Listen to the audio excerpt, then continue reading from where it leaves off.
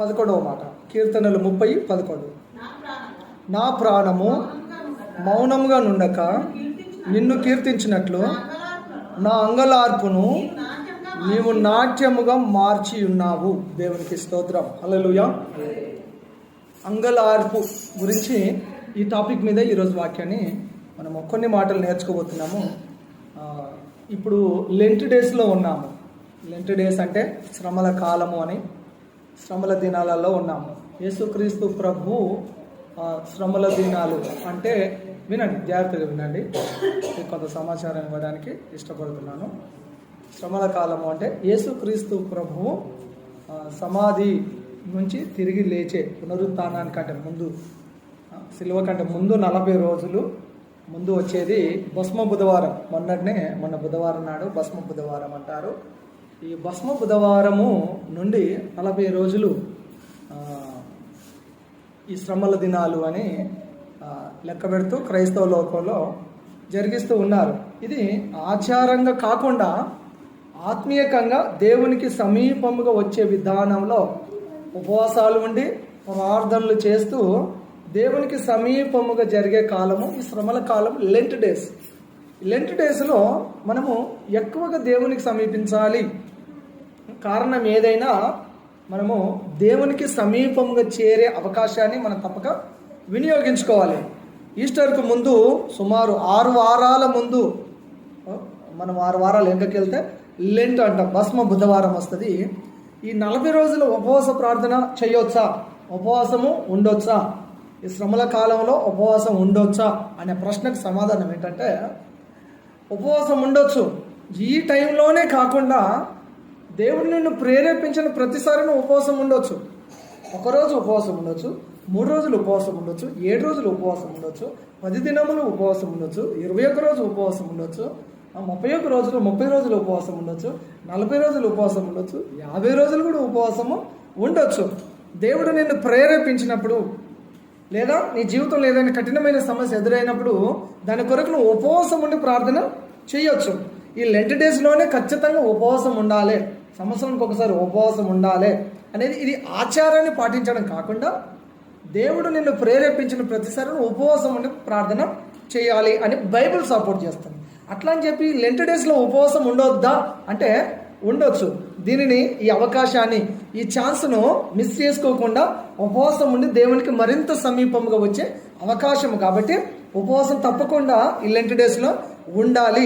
మీకు కుదిరినట్టుగా, మీకు వీలైనట్టుగా 40 రోజులు ఉంటారు కొంతమంది చివరి 10 రోజులు ఉంటారు, కొంతమంది 7 శుక్రవారాలు ఉంటారు, కొంతమంది ఈ ఆదివారాలన్నీ ఉంటారు, 7 ఆదివారాలు ఉంటారు ఈస్టర్ వరకు, కొంతమంది చివరి 3 రోజులు ఉంటారు, కొంతమంది ఎన్నడూ ఉపవాసం ఉండని వారు అట్లీస్ట్ గుడ్ ఫ్రైడే రోజున ఉపవాసము ఉండి దేవుని సన్నిధిలో గడపడానికి ఇష్టపడతారు. 40 రోజులకు బైబిల్లో చాలా ప్రాముఖ్యత ఉంది. నేను ఎన్నోసార్లు చెప్తూనే ఉంటాను.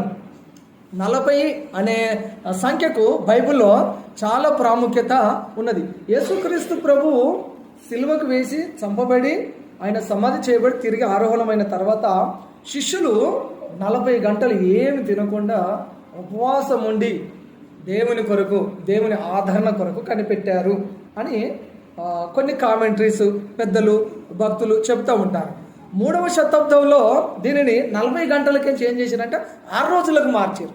8వ శతాబ్దంకి వచ్చే వరకు ఈ రోమన్ క్యాథలిక్లు ఏం చేశారంటే దీనిని 40 రోజులకు మార్చేశారు. 40 రోజులు శ్రమల కాలం అని, లెంట్ డేస్ అని దాన్ని చెప్తూ ఉంటారు. 8వ శతాబ్దంలో 40 దినాలకు పొడిగించారు రోమన్ క్యాథలిక్ వారు. ఈ 40 అనే సంఖ్య సుమారుగా బైబిల్ గ్రంథంలో 146 సార్లు ఉందండి. మరి నేనైతే చదవలేదు, చెప్తున్నాను ఇన్ఫర్మేషన్. అంటే మరి ఖచ్చితంగా చెప్పాలి కదా మీకు కూడా. నేను బైబిల్లో వెతకలేదు, కానీ వెతికిన వారు లేదా దాన్ని కనిపెట్టి చెప్పిన వారు విని నేను నేర్చుకున్నది అది మీకు గుర్తు చేస్తున్నాను. 40 అనే సంఖ్య బైబిల్ గ్రంథంలో సుమారుగా 146 సార్లు రాయబడింది. ఈ 40 రోజులు లేదా ఈ 40 అనేది శ్రమల కాలంలో ఉపవాసం ఉండే ఈ 40 రోజులు దీనిని పరీక్ష కాలము అని కూడా పిలుస్తారు. శ్రమల కాలానికి సాదృశ్యంగా, పరీక్ష కాలానికి సాదృశ్యంగా దీన్ని 40 రోజుల ఉపవాస ప్రార్థనలను చూస్తూ ఉంటారు. అంటే మనల్ని మనము దేవునికి సమీపంగా చేరే క్రమంలో లేదా మన శోధనలను జయించడానికి మన శ్రమలను, మన పరీక్ష కాలాన్ని మనము ఎదుర్కోవడానికి ఈ గుర్తుగా ఉంటుంది. ఇశ్రాయేలీయులు 40 సంవత్సరములు ప్రయాణం చేస్తూ వచ్చారు. యేసు ప్రభువు 40 రోజులు ఉపవాసం ఉండి శోధనను జయించాడు, అపవాదిని జయించాడు, పరీక్షను ఎదుర్కొన్నాడు. యేసు ప్రభు కూడా 40 సంవత్సరాలు ఉపవాసం ఉన్నట్టుగా మనం మత్తయి సువార్త 4వ అధ్యాయంలో చూస్తాం. యేసు ప్రభు కూడా ఉపవాసం ఉన్నాడు. మనం కూడా ఉపవాసం ఉంటే తప్పేమీ లేదు. 40 రోజులు ఉంటే తప్పేమీ లేదు. తప్పకుండా ఉపవాసం ఉండి చేయొచ్చు. నేను ఒక చిన్న ఒక క్లిప్పు నిన్న రోజు పెట్టాను. ఎవరైతే ఉపవాసము 40 రోజులు ఉపవాసం ఉండి ఏ బలమైన సమస్య కొరకు ప్రార్థిస్తారో, ఏ బలమైన కఠినమైన ఆ సమస్య కొరకు, ఆ శ్రమ కొరకు ప్రార్థన చేస్తారో తప్పకుండా వారు విజయాన్ని పొందుతారు అని నిన్న ఒక చిన్న వీడియో క్లిప్ పెట్టాను నేనే. అది నా మాటలే, నేను చెప్పిన వాక్యమే. అది మీ దాకా వచ్చిందో రాలేదో తెలియదు, కానీ అది ఎక్కడి నుంచి ఆధారం చేసి చెప్పాను ఆ మాట అంటే, గొలియాతు ఇశ్రాయేలీయులను 40 రోజులు రోజు ఉదయం సాయంత్రం వచ్చి రండ్రా చూసుకుందామని అంటా ఉన్నాడు. ఇశ్రాయేలీయులను బెదిరిస్తూ ఉన్నాడు, రోజు బెదిరిస్తూ ఉన్నాడు. ఎవరైనా వస్తే యుద్ధానికి వస్తే కొట్టి చంపేద్దామని. బలమైన సమస్య గొలియాతు. అంత పెద్ద సమస్య ఇశ్రాయేలీయుల ముందు ఉన్నది. 40 రోజులు రోజు ఉదయం సాయంత్రం సవాల్ విసురుతూ ఉన్నాడు, వార్నింగ్ చేస్తూ ఉన్నాడు, పోతా ఉన్నాడు. కానీ 40 రోజుల తర్వాత దావీదు వచ్చాడు. దావీదు వచ్చి ఏం చేశాడు? దావీదు వచ్చి ఒకే చిన్న రాయితో, గులిక రాయితో అంత పెద్ద సమస్యను కొట్టి చంపేశాడు. 40 రోజులు వేధించిన సమస్య ఒక చిటికలో నేల కొరిగిపోయిందండి. దీన్ని నమ్ముతున్నారా మీరు? నమ్ముతున్నారా? నీ జీవితంలో, నా జీవితంలో, మన జీవితంలో కూడా 40 రోజుల నుంచి ఉన్నా, 40 వారాల నుంచి ఉన్నా, 40 సంవత్సరాలు ఉన్నా, అది ఎంత పెద్ద సమస్యనన్నా కానీ నువ్వు ఉపవాసం ఉండి ప్రార్థించి ఒక చిన్న పరికరముతో ఒక గొప్ప సమస్యను ఎట్లా జయించాడు దావీదు, నీ జీవితంలో, మన జీవితంలో కూడా దేవుడు తప్పక దాన్ని జరిగిస్తాడు. హల్లెలూయా. 40కి చాలా ప్రాముఖ్యత ఉన్నది బైబిల్ గ్రంథంలో అని చెప్తూ ఉన్నప్పుడు, నోవాహు కాలంలో 40 రోజులు కుండపోత వర్షం వచ్చింది. 40 రోజులు కుండపోత వర్షం వచ్చి మొత్తం పశువులు పక్షాదులన్నీ ఆ నీళ్ళలో మునిగిపోయాయి. 40 రోజులు మోషే సీనాయి పర్వతం మీదకి వెళ్ళి దేవుడితో మాట్లాడుతూ ఉన్నాడు. మొదటిసారి వెళ్ళాడు, రెండవసారి వెళ్ళినప్పుడు ఆయన మరలా పలకలు రాయడానికి మళ్ళీ 40 రోజులు పెట్టాడు. మోషే దేవునితో 40 రోజులు గడపడము ఆయనకు చాలా ఈజీ అయిపోయింది. ఒక బలమైన కార్యము నీ జీవితంలో, నా జీవితంలో, మన జీవితంలో, సంఘ జీవితంలో జరగాలంటే 40 రోజులు వారు దేవునితో గడిపారు. మోషే దేవునితో గడిపితే తప్పేమీ లేదు. 40 రోజులు ఉపవాసం అంటే తప్పేమీ లేదు. ఇదొక వ్రతము, ఇదొక దీక్ష, ఇదొక దేవునికి నీకున్న ఒక సమర్పణ. అలా ఉండి ప్రార్థన చేయడము తప్పేమీ కాదు.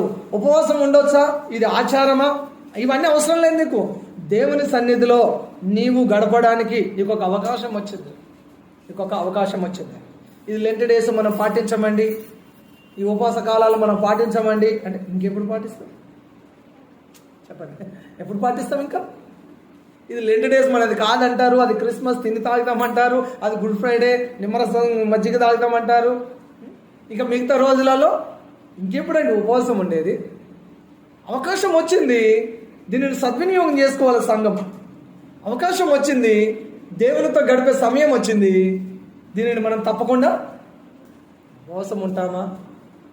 మీరు ఏ పద్ధతి ప్రకారము, ఏ సూత్ర ప్రకారంగా, లేదా ఏ రకంగా మీరు ఉపవాసం ఉంటారో మీరు తీర్మానం చేసుకొని, సమర్పణ చేసుకొని ఉపవాసం ఉండి ఆ సమస్య కొరకు ప్రతిరోజు దేవుని సన్నిధిలో గోజాడండి, దేవుని సన్నిధిలో అంగలార్చండి.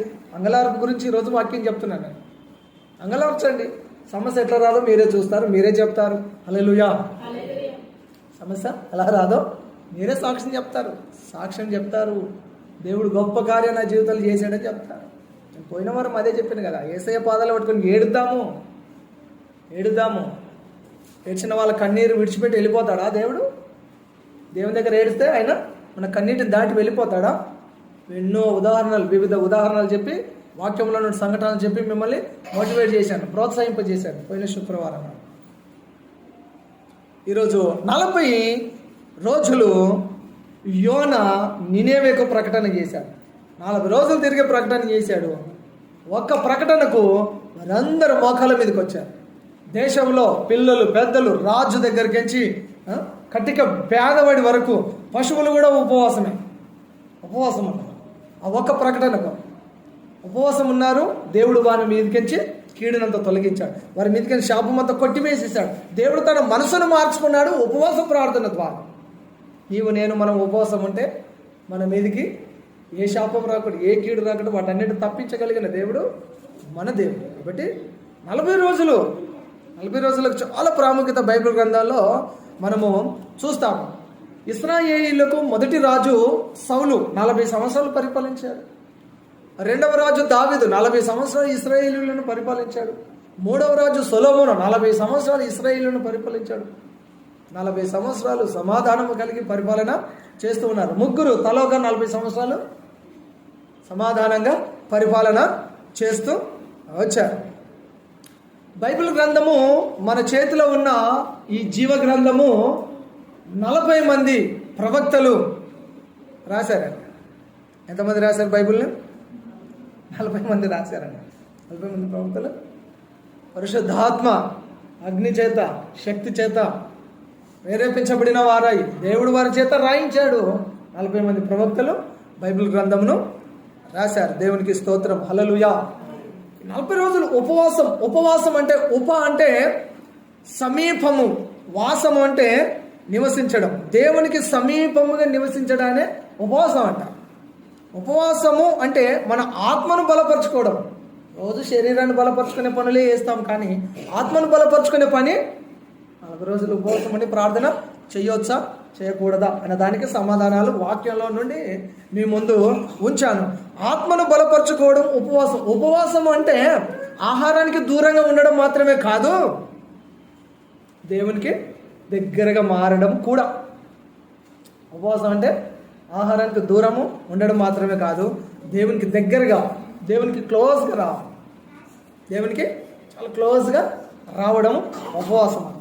కాబట్టి మీరు తీర్మానం చేసుకుంటే, ఈ వాక్యం చేత మీరు ప్రేరేపించబడి ప్రభువు నాతో మాట్లాడుతున్నాడు అనుకుంటే, మీరు తీర్మానం చేసుకుంటే ఎన్ని రోజులు అయినా సరే దేవుడు మిమ్మల్ని ప్రేరేపించిన కొలది, మీ శక్తి కొలది, మీ ఆత్మీయ తీర్మానాన్ని బట్టి ఉపవాసము ఉండి దేవునిని మహిమపరచండి, దేవుని సన్నిధిలో గడపండి. దేవునికి స్తోత్రం, హల్లెలూయా. మరలా మనం వెనకకు వచ్చినట్లయితే కీర్తనలు 30వ కీర్తన 11వ వచనంలో, నా అంగలార్పును నీవు నాట్యముగా మార్చి ఉన్నావు. నా అంగలార్పును నీవు నాట్యముగా మార్చున్నావు. అంగలార్పు అంటే ఎట్లా ఉంటుంది? నాట్యం అంటే ఎట్లా ఉంటుంది? నాట్యం చెప్పండి ముందు. నాట్యం అంటే ఎట్లా ఉంటుంది? డ్యాన్స్. నాట్యం అంటే ఏంటి? డ్యాన్స్, ఎగరడము, దుంకడము. క్రైస్తవులు కూడా ఎగురుతూ ఉన్నారు, క్రైస్తవులు కూడా దుంకుతూ ఉన్నారు. డీజేస్ అప్పుడు వినిపిస్తే పాపము, డీజేస్ అప్పుడు వినిపిస్తే అయ్యో. ఎక్కడెక్కడ దుంకుతున్నారు? పెళ్ళిలో, పెళ్ళి భారత్లో, తర్వాత ఇంకెక్కడ? విగ్రహం ముందు, ఇంకెక్కడెక్కడ ఎక్కడెక్కడ దుంకులు ఆడుతున్నారో మరి. నేనైతే ఇట్లాంటి వాటిలో చూసిన. ఎవరు? విశ్వాసులే, క్రైస్తవులు కూడా అన్యులు దుంకులు ఆడుతున్నారంటే వాళ్ళకు తినడము, దుంకడము, ఎగరడము ఇదే పని వాళ్ళకి. వాళ్ళ పని పక్కన పెట్టేసేయండి, వాళ్ళ గురించి మనకు అవసరం లేదు. మన గురించి ఆలోచన చేద్దాం. నాట్యముగా మార్చి ఉన్నావు, నా అంగలార్పును నువ్వు నాట్యముగా మార్చి ఉన్నావు. నాట్యము పెళ్ళిలో చేస్తున్నారు, మరి అంగలార్పు ఎక్కడ చేస్తారు? సావు దగ్గర చూడాలి, సావు దగ్గర చూడాలి. అంగలార్పు అంటే అక్కడ తెలుస్తుంది. ఒక యవన భర్తను యాక్సిడెంట్గా పోగొట్టుకున్న ఆ యవన భార్య ఏడుస్తా చూడు, అది అంగలార్పు. చిన్న వయసులోనే తన తల్లినో తండ్రినో పోగొట్టుకున్న యవన బిడ్డలు, యవన కుమారుడు, యవన కుమార్తె రమ్ము కొట్టుకొని తల బాదుకొని కేకలేసి, వెర్రి కేకలు, వెంత కేకలు, పిచ్చి కేకలేసి ఏమి చేయాలో అర్థం కాని దిక్కుతోచని పరిస్థితిలో ఏడుస్తారు చూడండి, అది అంగలార్పు. అది అంగలార్పు. మట్టి తీసుకొని బూడిద తీసుకొని నెత్తిలో చల్లుకొని ఏం చేయాలో అని తల బాదుకుంటాను. అది అంగలార్పు. సావుల కాడ సర్వసాధారణంగా చూస్తాము. తర్వాత భయంకరమైన సమస్య ఎదురైనప్పుడు, భయంకరమైన ప్రాబ్లం ఎదురైనప్పుడు కూడా అంగలారుస్తారు. ఇవన్నీ బయట అంగలార్పులు. మీ ఐడియా కొరకు ఈ సంఘటనలన్నీ మీ ముందుకు తీసుకొచ్చాను. కానీ వాక్యం ఏం చెప్తుందంటే దేవుని ముందు అంగలార్చాలి, దేవుని సన్నిధిలో అంగలార్చాలి, దేవుని ఎదుట అంగలార్చాలి. ఎక్కడ ఎక్కడ ఎక్కడండి? దేవుని సన్నిధిలో. ఈనాడు సంఘము అంగలార్చడానికి ఇష్టపడతలేదు. మ్యూజిక్ ఫెస్ట్ పెట్టుకుంటున్నారు. మ్యూజిక్ ఫెస్ట్ అంటే ఒకరు ఇంకొకరు వచ్చి పాటలు పాడిపోతూ ఉన్నారు. సంగీత మహోత్సవములని పాటల పోటీలు పెడతా ఉన్నారు. ఆరాధన చేస్తున్నామని చెప్పేసి పాటలే ఉన్నాయి. మన ఫిబ్రవరి 1వ తారీఖు 12 hours 12 గంటల స్తుతులు చేసాం మేము సేవకులం కొంతమంది కలిసి. ఎప్పుడు 12 hours? ఈవినింగ్ 7 to మార్నింగ్ 7 వరకు. రాత్రి అంతా మేల్కొని ఉండి నా టైము, నాకు ముందు చెప్పిన టైం ఏంటంటే నేను ఒక 1 hour చేయాలి. నాకు ఇచ్చిన 1 hourలో నాకు 10:30 నుంచి 11:30 ఇచ్చారు. టైం అంతా ఎక్స్టెండ్ అయ్యి ఇప్పుడు ఎక్కడికి వెళ్ళిపోయిందంటే 12:30కు వచ్చేసిన టైం. అప్పటి వరకు మేల్కోండి. అక్కడ నుండి నా టైం వచ్చినప్పటి నుండి అప్పుడు అదే టైంలో నాకు గొంతు బాగాలే, మాట వస్తలే. అయ్యో ఏం చేయాలి అని చెప్పి పాస్టర్ అమ్మని తోడుగా తీసుకున్నాను. ఇక్కడ కూర్చోని చెప్పిన, మన టైం రాగానే ఒక్కోసారి పాట పాడు, నేను ఇదే గొంతుతో స్తుతులు చెల్లిస్తాను, ఒక ఆరాధన స్లో సాంగ్ పాడి నువ్వు పోమ్మా అని చెప్పిన. ఆమె ఇంచుమించు 11 వరకు మేల్క ఉంది, నాకు నిద్ర వస్తుందని చెప్పేసి వెళ్ళిపోయింది. నేను స్తుతులు చెల్లించి మధ్యలో ఒక చిన్న పల్లవి పాడి, ఒక ఆరాధన పాట పాడి నేను ఆ టైంలో ముగించాను. ఈనాడు స్తుతించేవారు తక్కువైపోయారు, దేవునికి స్తుతులు చెల్లించేవారు తక్కువైపోయారు. సంతోషకరమైన సంఘటనలు లేదా ఎగిరి గంతులు వేసే ప్రాస్పారిటీకి సంబంధించిన విషయాలు చెప్పేవారి దగ్గరికి ఎక్కువ మంది ప్రజలు తరులుతూ ఉన్నారు. ఈనాడు సంఘస్థులు అంగలార్చండి అంటే అంగలార్చడానికి ఎవరు లేరు, ఇష్టపడతలేరు. దేవుని సన్నిధిలో ఏడుద్దామంటే ఎవరు ఇష్టపడతలేరు. దేవుని దగ్గర ఏడవండి అంటే ఎవరికి నచ్చట్లేదు. ఏంటంటే ఊరికి ఏడుపు. ఏం ఏడుపో? పాస్టర్ ఎప్పుడు నోరు తెస్తే ఏడవాలంటే ఏం ఏడుపో? సంతోషంగా ఉండాలి, ఏసే మనం రక్షించాడు. సంతోషంగా ఉండు, అది కూడా చెప్పాను. ఇక్కడే శుక్రవారం చెప్పాను. ఎప్పుడు సంతోషంగా ఉండు? మీలో శ్రమ కలిగిందా ప్రార్థన చేయండి. మీకు శ్రమ కలిగినప్పుడు ప్రార్థన చేయండి అని చెప్పినప్పుడు దాని తర్వాయి భాగంలో మీకు ఎవరికైనా సంతోషం వచ్చిందా, మీరు గంతులు వేయండి, నాట్యం చేయండి, పాటలు పాడండి, గంతులు వేయండి. నిజంగా నువ్వు బాధలు ఉంటే నువ్వు దేవుని సన్నిధిలో ఏడవాలి, దేవుని దగ్గర ఏడువు, దేవుని దగ్గర అంగలార్చు. ఈనాడు విశ్వాసులు అంగలార్చలేకపోతున్నారు. సంఘము కొరకు, గ్రామము కొరకు, రాష్ట్రం కొరకు, పట్టణము కొరకు, దేశము కొరకు, బాగలేని వాళ్ళ కొరకు పాస్టర్లు అంగలారుస్తున్నారమ్మా. ఎవరు అంగలారుస్తున్నారు? సేవకులు, యాజకులు అంగలారుస్తున్నారని వాక్యం చెప్తుంది. చదువుతారా? చూపెట్టాలా? యోవేలు గ్రంథము 1వ అధ్యాయం 13వ వచనం. యోవేలు గ్రంథము 1వ అధ్యాయము. త్వరగా యోవేలు పేజీ చెప్పాలా? యోవేలు గ్రంథము 1వ అధ్యాయం 13.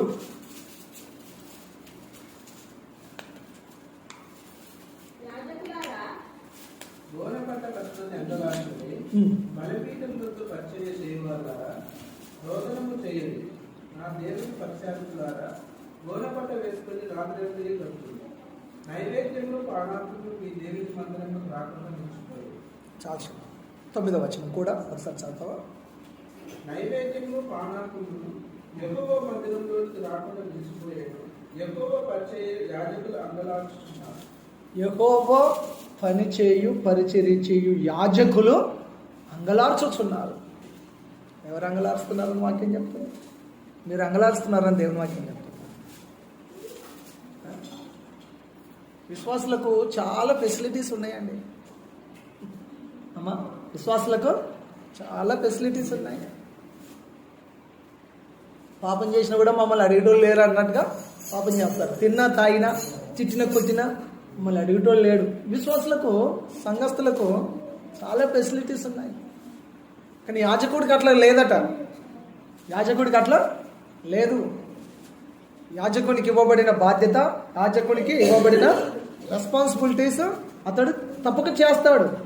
యాజకులు అంగలార్చుచున్నారు మీ కొరకే, సంఘం కొరకు, సంఘం కొరకు, సంఘం కొరకు, సంఘంలోని ప్రతి కుటుంబం కొరకు సేవకుడు అంగలార్చుచున్నాడు.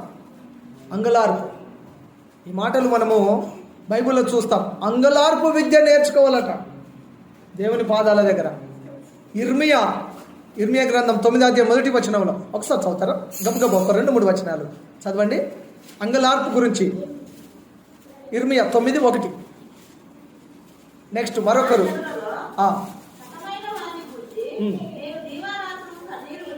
నా జనులలో హతమైన వారి గురించి నేను దివారాత్రములు అంగలార్చినట్లు.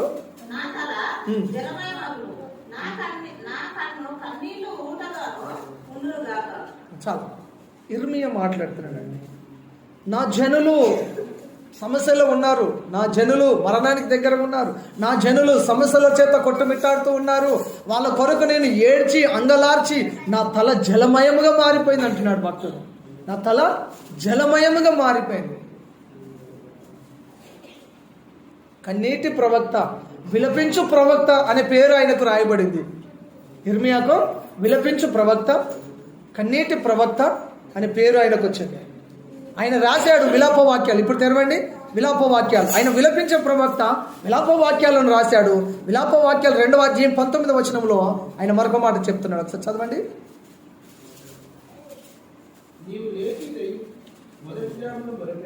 నీవు లేచి రేయి మొదటి జామున మొరపెట్టుము, నీళ్లు కుమ్మరించినట్లు ప్రభు సన్నిధిని నీ హృదయమును కుమ్మరించుము, నీ పసిపిల్లల ప్రాణం కొరకు నీ చేతులు ఆయన తట్టు ఎత్తుము. హల్లెలూయా. విలపించు ప్రవక్త ఇర్మియా చెప్తున్నాడు, నీ హృదయాన్ని నీళ్లు కుమ్మరించినట్టుగా నీ అంగలార్పు ప్రార్థనలో ఆయన సన్నిధులు కుమ్మరించు. నీ పిల్లల కొరకు కుమ్మరించు, మీ ఆయన కొరకు కుమ్మరించు, మీ తల్లిదండ్రుల కొరకు ఆయన సన్నిధిలో విలపించు. నీ కఠిన పరిస్థితులు అనుకూలంగా మార్చడానికి, నీ అంగలార్పు నాట్యంగా మార్చబడడానికి ఆయన సన్నిధిలో నీ హృదయాన్ని కుమ్మరించు. దేవుని సన్నిధిలో హృదయాన్ని కుమ్మరించు. కీర్తనలు 6వ కీర్తన 6వ మాట. దావీదు విలపించుట లేదా దావీదు యొక్క అంగలార్పు.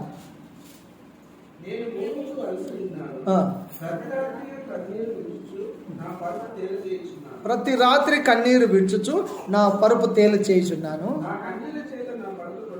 నా కన్నీళ్ళ చేత నా పరుపు కొట్టుకొని పోచున్నది.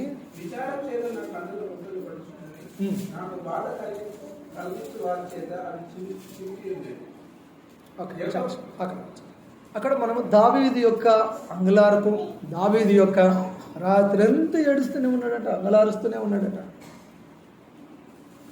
అట్లాంటి అనుభవంలోనికి మనము వెళ్ళాలి. దేవుని సన్నిధిలో అట్లాంటి అనుభవంలోనికి వెళ్ళాలి. ప్రార్థనలో మనం అంగలార్చాలి. ప్రార్థన మనల్ని పాపం చేయకుండా ఆపుతుంది. పాపము ప్రార్థన చేయకుండా ఆపుతుంది. జాన్ బెనియన్ అనే ఒక మిషనరీ చెప్పారు ఈ సూక్తి. మనల్ని ప్రార్థన పాపం చేయకుండా ఆపుతుంది, పాపము ప్రార్థన చేయకుండా ఆపుతుంది. ప్రార్థన చేయడం అలవాటు చేసుకోవాలట. ఏం అలవాటు చేసుకోవాలి? కొంతమంది వాక్యం చదవడం అలవాటు చేసుకుంటాం, కొంతమంది పాట పాడడం అలవాటు చేసుకుంటాం, అంటే కొంతమంది సంఘంలో పరిచర్య చేయడం అలవాటు చేసుకుంటాం. మన సంఘంలో ఒక ఆమె పాటలు, ప్రార్థన, అసలు చర్చికి రావడానికి ఇంట్రెస్ట్ ఉండదు. చర్చ్ దగ్గర ఏదైనా ప్రోగ్రాం జరిగినప్పుడు వంట కార్యక్రమాలు అని ఉంటాయి కదా, ముందుంటారు నెంబర్ 1.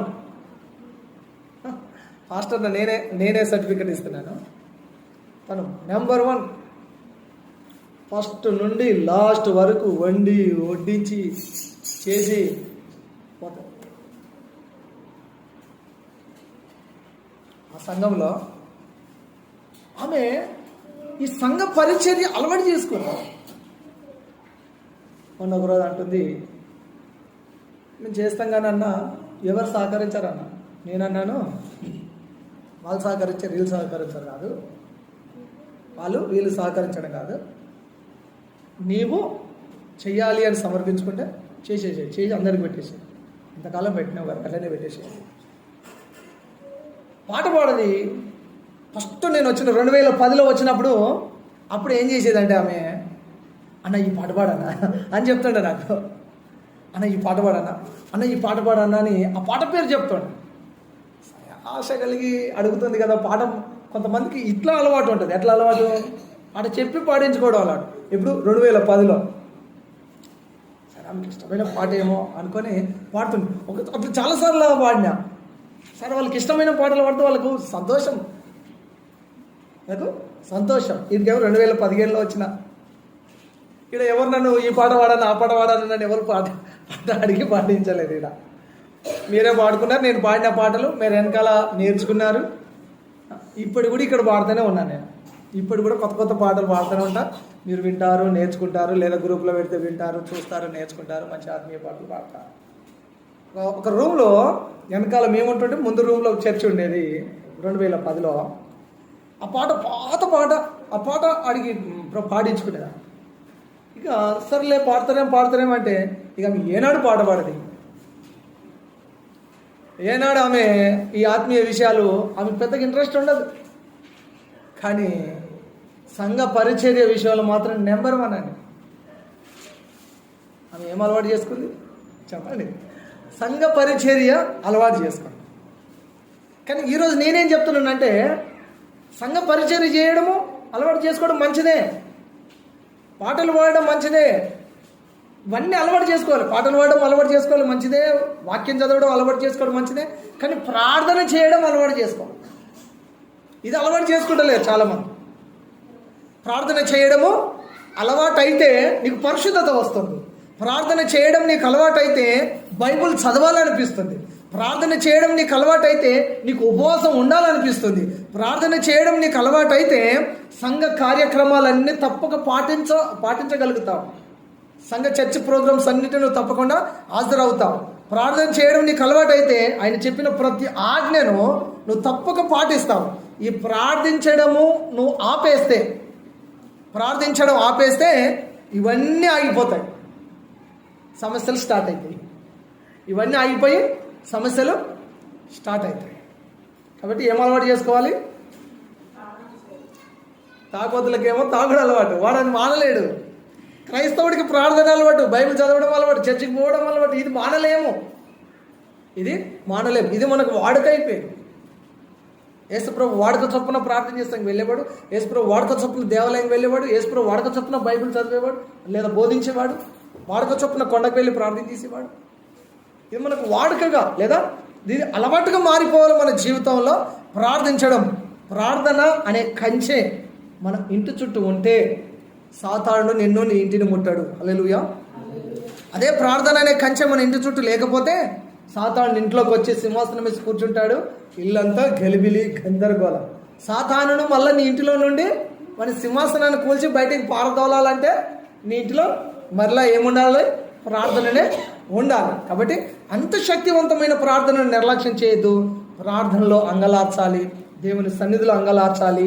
ఆయన దగ్గర అంగలార్చిన వారి అంగలార్పును వినక ఆయన వెళ్ళిపోయే దేవుడు కాదు. తప్పకుండా మన అంగలార్పును ఆయన నాట్యంగా మారుస్తాడు.